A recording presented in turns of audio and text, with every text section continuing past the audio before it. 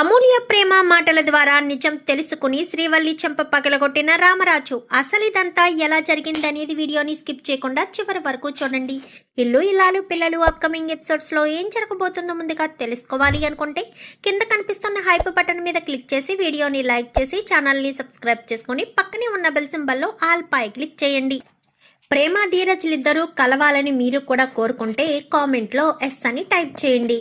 ఇంకా వల్లి అయితే వాళ్ళ మాటలు ముందుగానే విని భద్రావతికి చెప్పడంతో భద్రావతి క్షణం కూడా ప్రేమను వదిలిపెట్టదు.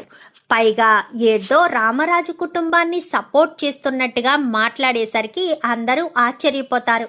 ఎప్పుడూ లేనిది భద్రావతి ఇలా మాట్లాడుతుందేంటా అని అనుకుంటూ ఉంటారు.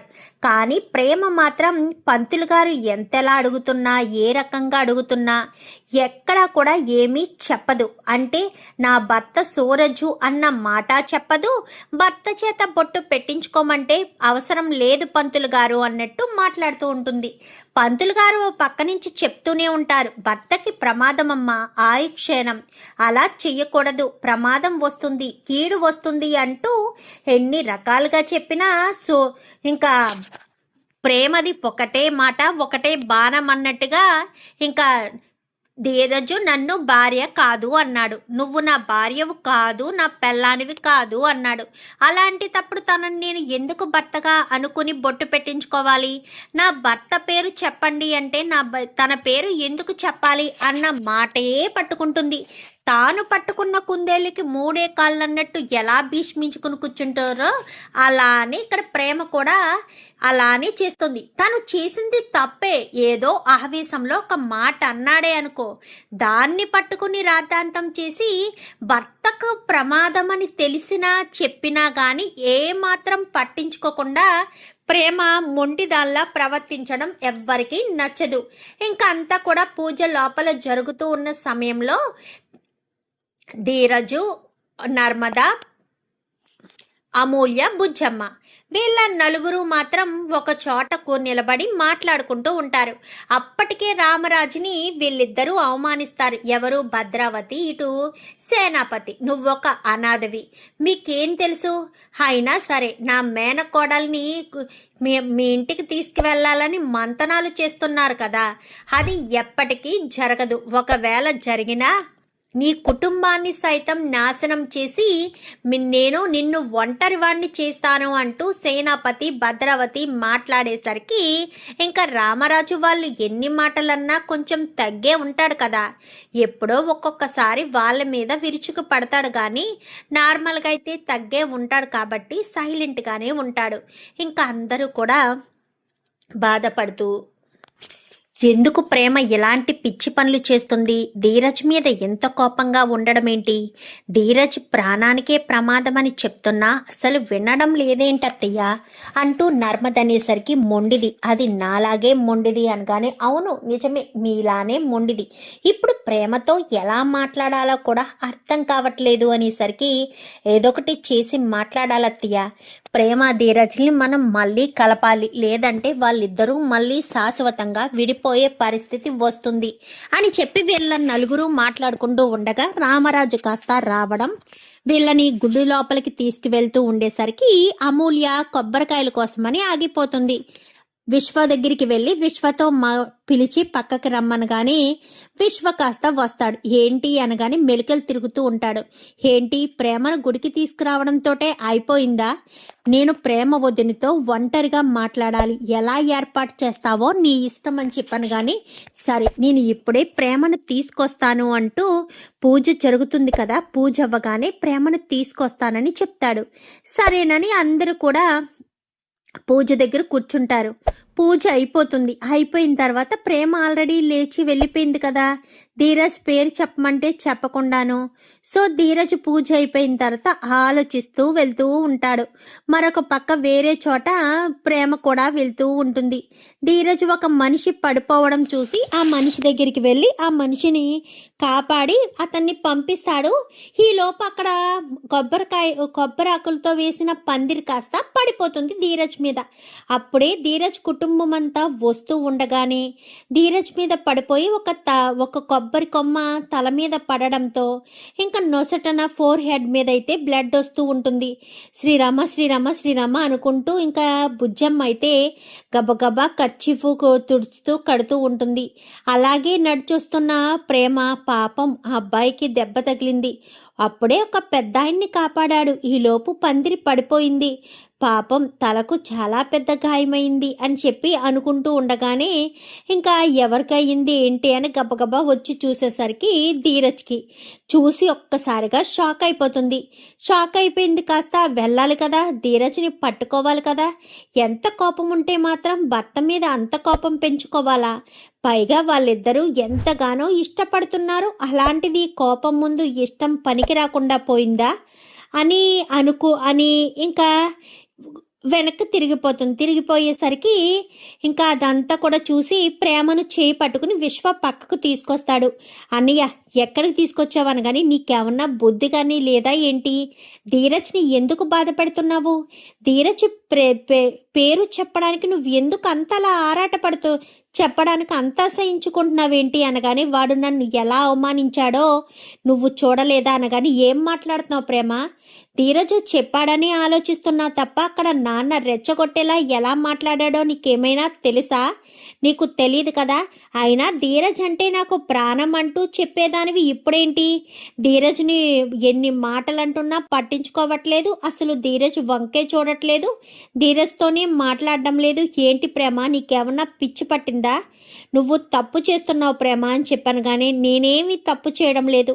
నేను కరెక్టే చేస్తున్నాను. ధీరజ్ నా విలువ తెలియాలి అని చెప్పాను కానీ మెంటల్ ఏంటి నీకు? నీ విలువ ధీరజ్కి తెలియడం ఏంటి? నువ్వు ఎలాంటి దానివో ధీరజ్కి తెలియదా ఏంటి? నీ కోసం ధీరజ్ ఏం చేయడానికైనా సిద్ధపడతాడు. ఆ విషయం నీకు తెలియదా ఏంటి? నీ కోసం చావు దెబ్బల వరకు తిని ఎంతో క్షేమంగా నీ కోసమే మళ్ళీ బ్రతికి బట్ట కట్టాడు. అది మర్చిపోయావా? ఇవన్నీ మర్చిపోయి కేవలం మోసం చేశాడు, అబద్ధం అక్కడ అందరి ముందు విషయం బయట పెట్టేశాడు అంటూ దాని గురించి ఆలోచిస్తావేంటి ప్రేమ?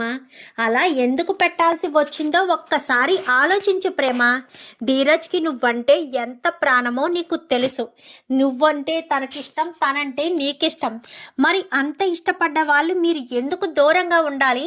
దూరంగా ఉండి మిమ్మల్ని మీరు ఎందుకు మోసం చేసుకోవాలి? నీకేమైనా అర్థమవుతుందా? జరగాల్సింది ఏదైనా తెలుస్తుందా? నువ్వు మోసపోతున్నావో లేక మోసగింపబడుతున్నావో తెలియట్లేదు ప్రేమ.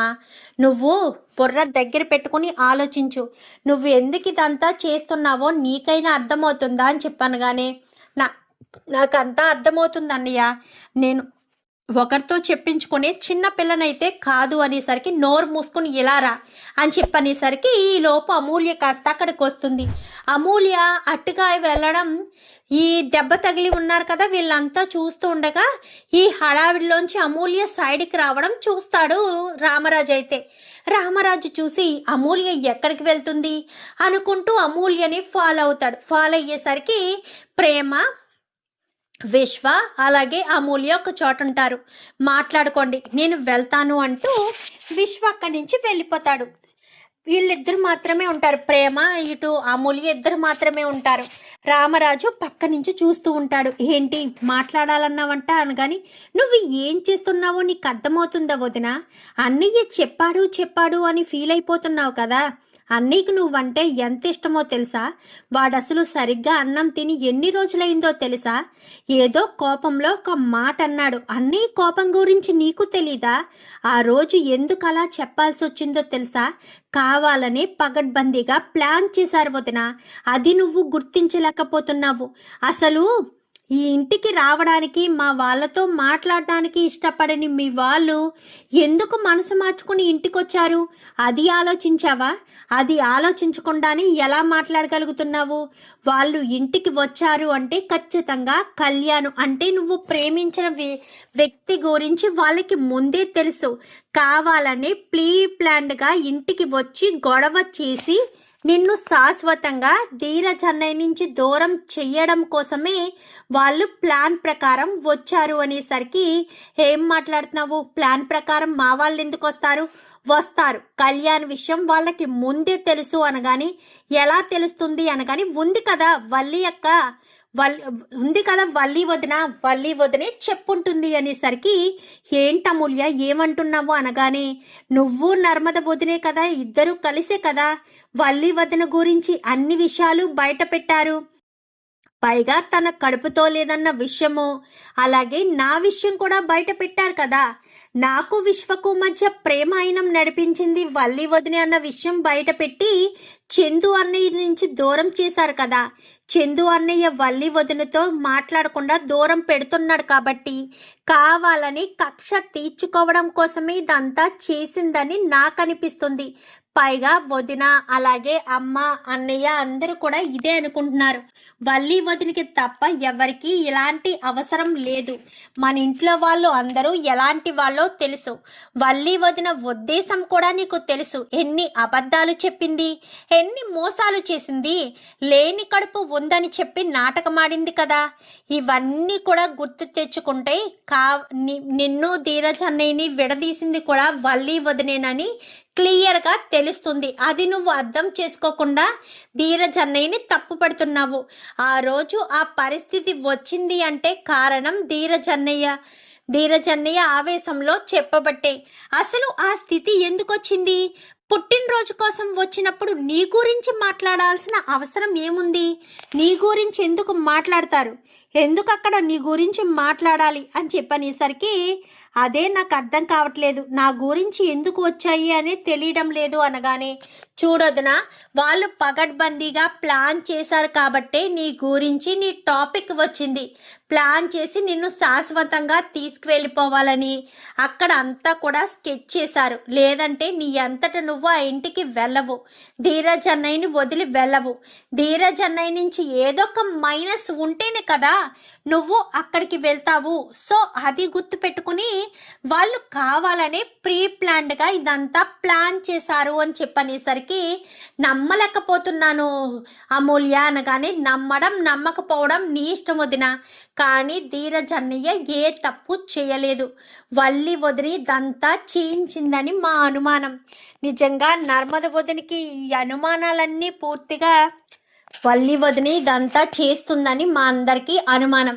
ఖచ్చితంగా నర్మద వదిన తెలుసుకుంటుంది. వల్లి వదిన ఎన్ని కుట్రలు చేసింది, నీ నగలు దొంగతనం చేసింది వల్లి వదిన కాదా? నాకు విశ్వకు మధ్య ప్రేమాయణం నడిపింది వల్లి వదిన కాదా? నన్ను తీసుకెళ్లి విశ్వకు అప్పగించింది వల్లి వదిన కాదా? పైగా కడుపుతో ఉందని నాటకమాడించి వల్లి వదిన కాదా? అంతెందుకు, చందు అన్నయ్య మీద అది ప్రమాదం అంటే ఆ లారీ గుద్దేసే ప్లాన్ చేసింది కూడా వల్లి వదినే కదా. ఇన్ని తప్పులు, ఇన్ని మోసాలు చేసిన వల్లి వదిన నీ విషయంలో కూడా తప్పే చేసింది, నీ విషయంలో కూడా మోసమే చేసింది. ఈ కుట్ర ఖచ్చితంగా వల్లి వదిందే. వల్లి వదిలే పగడ్బందీగా ప్లాన్ చేసి నిన్ను ఈ కుటుంబం నుంచి దూరం చేసి మీ అత్తకు అప్పగించాలనే ప్లాన్ చేశారు మీ అత్త నర్మద వల్లి వదిన. అది నువ్వు తెలుసుకోలేకపోతున్నావు, వాళ్ళ మాటలే గుడ్డిగా నమ్ముతున్నావు. తప్పు చేస్తున్నావు వదిన, చాలా చాలా పెద్ద తప్పు చేస్తున్నావు.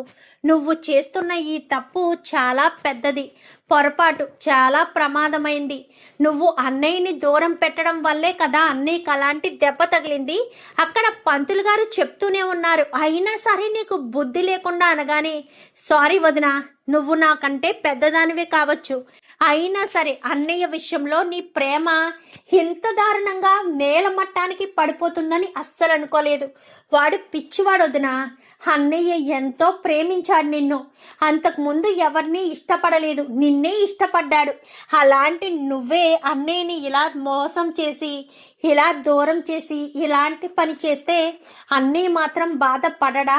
ఒక్కసారి ఆలోచించు వదినా. ఆలోచిస్తేనే నీకు ఏదైనా తెలుస్తుంది. అది నువ్వు అర్థం చేసుకోకుండా ధీరజ్ అన్నయ్య మీద కోపడడం, ధీరజ్ అన్నయ్యని పక్కన పెట్టడం, తనని అనుమానించడం ఎంత పెద్ద పొరపాటు. అది నువ్వు అర్థం చేసుకుంటున్నావా వదిన అని చెప్పనేసరికి, ఈ మాటలన్నీ విన్నాడు కదా రామరాజు. ఒక్కసారిగా ఇంకా అక్కడి నుంచి వెళ్ళి వల్లి అంటూ గట్టిగా పిలుస్తాడు. పిలిచేసరికి వల్లి సుకన్యతో మాట్లాడుతూ ఉంటుంది. ఏంటి మామయ్య గారండి అని చెప్పాను, కానీ చెంప పగలగొడతాడు.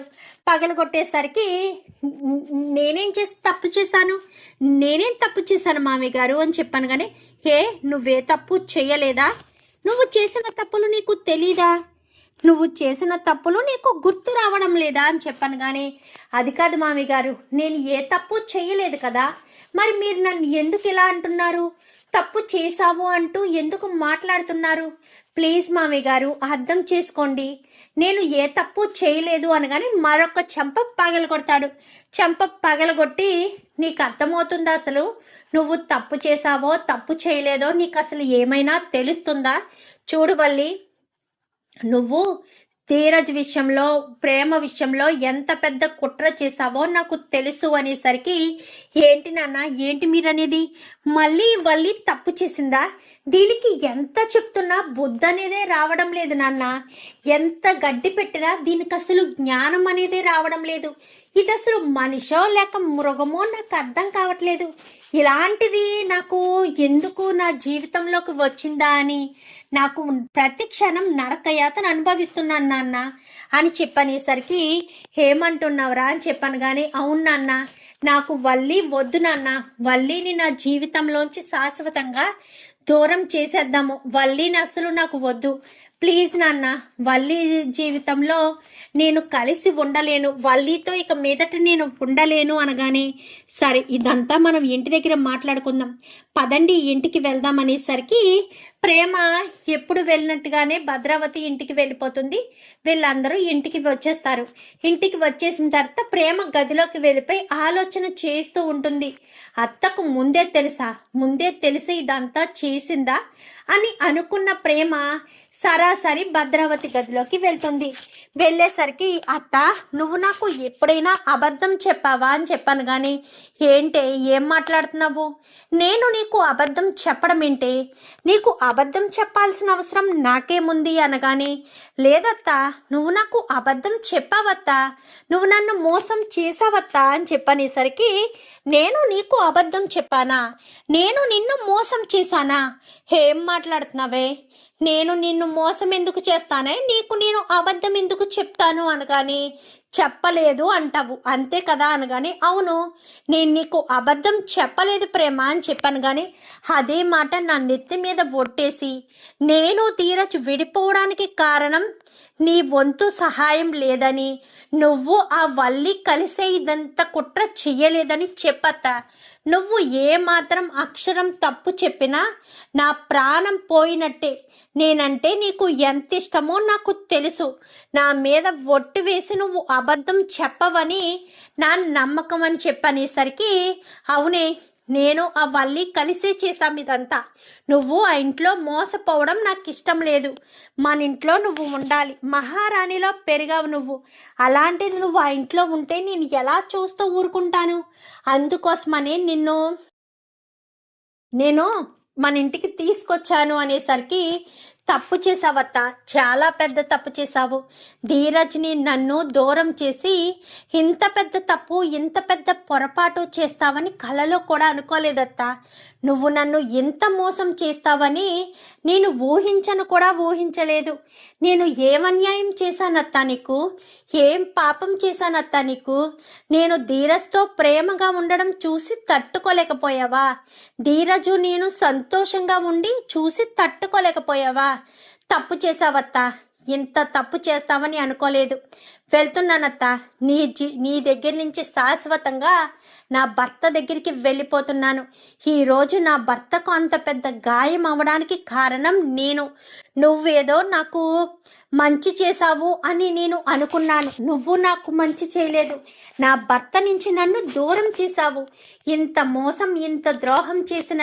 నిన్ను మాత్రం నేను ఎప్పటికీ మర్చిపోలేనత్తా అంటూ అక్కడి నుంచి ప్రేమ కాస్త వచ్చేస్తుంది. ఇంకిక్కడ వల్లినైతే చందు చెంపలు వాయగొడతాడు, నీకు అసలు బుద్ధి అనేదే రాదే, అసలు నువ్వు చేసిన తప్పులకి నిన్ను ఏం చెయ్యాలి, నీ ప్రాణం తీసినా నాకు ప్రశాంతత ఉండదే, ఎన్ని అవకాశాలు ఇవ్వాలి, ఇచ్చిన ప్రతిసారి కూడా నువ్వు ఇలాగే చేసుకొస్తావా, ప్రేమ ధీరజులు ఏం చేశారే? నువ్వు చేసిన తప్పుని బయట పెట్టారు. అది వాళ్ళు చేసిన తప్పు కాదే. అంటే నువ్వు ఎన్ని తప్పులు చేసినా పర్వాలేదు కానీ ఎవరు కూడా నీ గురించి ఇంత కూడా బయట పెట్టకూడదు. అదే కదా నువ్వు కోరుకునేది. తప్పు చేసావు ప్రేమ, సారీ తప్పు చేసావు వల్లి, చాలా పెద్ద తప్పు చేశావు. నా తమ్ముడు నా మరదలు ఇద్దరు ప్రేమగా ఆప్యాయంగా ఉండడం చూసి తట్టుకోలేక నువ్వు ఈ రకంగా చేస్తావని కలలో కూడా అనుకోలేదు. అసలు నిన్ను ఏం మనాలో, ఏం చేయాలో, ఎలా నీ గురించి మాట్లాడాలో కూడా నాకు అర్థం కావట్లేదు. నిన్ను చూస్తుంటే నాకు చాలా అసహ్యం కలుగుతుంది. నా కంటి ముందు కూడా నువ్వు ఉండడానికి వీల్లేదు అంటూ మాట్లాడేసరికి అది కాదు బా అనగానే చిన్నోర్మి, నీ ప్రేమ కపటం, నీ చూపు కపటం, నీ మాట కపటం, నువ్వొక మోసగత్తివి. నీలాంటి దానితో నేను ఎప్పటికీ కలిసి ఉండలేను. నువ్వంటేనే నాకు ఇష్టం లేదు. నిన్ను చూడాలంటేనే నాకు అసహ్యం కలుగుతుంది. ఇంకా నీతో నేను ఎందుకున్నానా అని ఇన్ని రోజులు ఇంకా అనుకుంటూనే ఉన్నాను అని చెప్పి మాట్లాడేసరికి అది కాదు బా ప్లీజ్ బా నీతో అని చెప్పాను. కానీ అంటే ఇదంతా నాతో కలిసి ఉండడం కోసం చేసావా? ప్రేమ ధీరజులను విడదీసింది కూడా నువ్వు నాతో కలిసి ఉండడమేనా? వాళ్ళిద్దరినీ విడదీసి నువ్వు నాతో ఎలా కలిసి ఉంటావే? నాతో ఎలా సంతోషంగా ఉంటావు? వాళ్ళిద్దరూ ఒకరి కోసం ఒకరు బ్రతుకుతున్న వాళ్ళు. వాళ్ళని విడదీసి నువ్వు నాతో కలిసి ఉండాలని అనుకోవడం ఎంత పెద్ద తప్పో నీకేమైనా అర్థమవుతుందా? అసలు నీకు ఇదంతా బుర్రకెక్కుతుందా? నేను ఎన్నిసార్లు చెప్పాను, తప్పుల మీద తప్పులు చేస్తున్నావో ఇంకా చాలు, తప్పు చెయ్యకు అని చెప్పాను. అయినా సరే నువ్వు నా మాట వినిపించుకోకుండా నీకు నచ్చినట్టు చేసుకుంటూ, నీకు నచ్చిన పనులు చేసుకుంటూ ఎంత దారుణంగా, ఎంత దుర్మార్గంగా నువ్వు ఉంటావని కలలో కూడా అనుకోలేదు అని చెప్పి ఇంకా చందు కాస్త వల్లి చంపలు వాయించేసరికి ఈ విషయాలన్నీ నా దగ్గర ఎందుకు దాచిపెట్టారు అనగానే, దాచిపెట్టకపోతే ఏం చేయమంటారు మామయ్య గారు? మీరేమో వల్లి యొక్క నా మంచి కోడలు, నా పెద్ద కోడలు అంటున్నారు. ఇప్పుడు వల్లి యొక్క ఇలాంటిదని మీకు తెలిస్తే మీరు తట్టుకోగలరా? పైగా చందుబావ గారి జీవితంలోకి మీరు ఏరుకోరి మరీ తీసుకొచ్చారు వల్లి అక్కని. ఇప్పుడు చందుబావ జీవితంలోంచి వల్లి అక్కని దూరం చేస్తే నా కొడుకు ఏమైపోతాడు, నా కొడుకు జీవితం ఎటుపోతుంది అని బాధపడుతూ ఉంటారు కదా మామయ్య. అందుకోసమని మేము ఇలాంటి పని చెయ్యాల్సిన పరిస్థితి వచ్చింది. లేదంటే మేము ఇలా ఎందుకు చేస్తాము? ఒక్కసారి ఆలోచించండి మామయ్య. మేము ఏం చేసినా మిమ్మల్ని బాధ పెట్టాలి అన్న ఉద్దేశంతో అయితే మేము ఎప్పుడూ ఏమీ చేయలేదు. మీరు మమ్మల్ని తప్పుగా అర్థం చేసుకుంటున్నారు. అర్థం చేసుకోండి మామయ్య అని చెప్పనేసరికి నేను ఏం మాట్లాడాలో కూడా నాకు అర్థం కావట్లేదు. ఇన్ని రోజులు నా కుటుంబం నా దగ్గర దాయిదనుకున్న విషయాలన్నీ కూడా దాస్తున్నారు. ఎందుకో ఇలా జరుగుతుందో నాకు తెలియడం లేదు. మేము ఏం దాచిపెట్టినా, ఏం చేసినా కేవలం మీ క్షేమం కోసం, మీరు క్షేమంగా ఉండాలి అన్న ఉద్దేశంతో దాచిపెట్టామే తప్ప వేరే ఉద్దేశంతో మేము ఏమీ దాచిపెట్టలేదు, ఏమీ చేయలేదు. అది మీరు గమనించుకోండి మామయ్య. ఎంతసేపు మమ్మల్ని తప్పు పడుతున్నారు. మేమేమీ కావాలని చేయలేదు. కుటుంబ గౌరవం ఒకటి, మిమ్మల్ని బాధ పెట్టకూడదన్న ఉద్దేశం ఒకటి, అంతే. మిమ్మల్ని బాధ పెడితే మీరు మా వల్ల బాధపడకూడదన్న ఒకే ఒక్క కారణం చేత మేము విషయాన్ని చెప్పలేదు అంటూ ఇంకా నర్మద ముక్కుసూటిగా చెప్పేసేసరికి ఆ మాటలన్నీ విన్న రామరాజు ఒక్కసారిగా షాక్ అవుతాడు. నిజానికి ఇదంతా కూడా నా దగ్గర దాచిపెట్టింది నా కోసమేనన్న మాట అని రామరాజు అయితే అర్థం చేసుకుంటాడు. మరి ఇప్పుడు వల్లి పరిస్థితి ఏంటి? ప్రేమ కూడా ఇక్కడికి వచ్చేసింది కాబట్టి ధీరజ్, ప్రేమ ఇద్దరు ఒకటైపోతారు. ఇంకా మరి విడదీయడానికి మళ్ళీ భద్రావతి ఏం ప్లాన్ చేస్తుంది? వల్లిలో ఇప్పటికైనా మార్పు వస్తుందా? చూద్దామా రాబోయే ఎపిసోడ్స్లో ఏం జరుగుతుందో. వీడియో నచ్చితే లైక్ చేసి ఛానల్ని సబ్స్క్రైబ్ చేసుకోండి. Thank you for watching.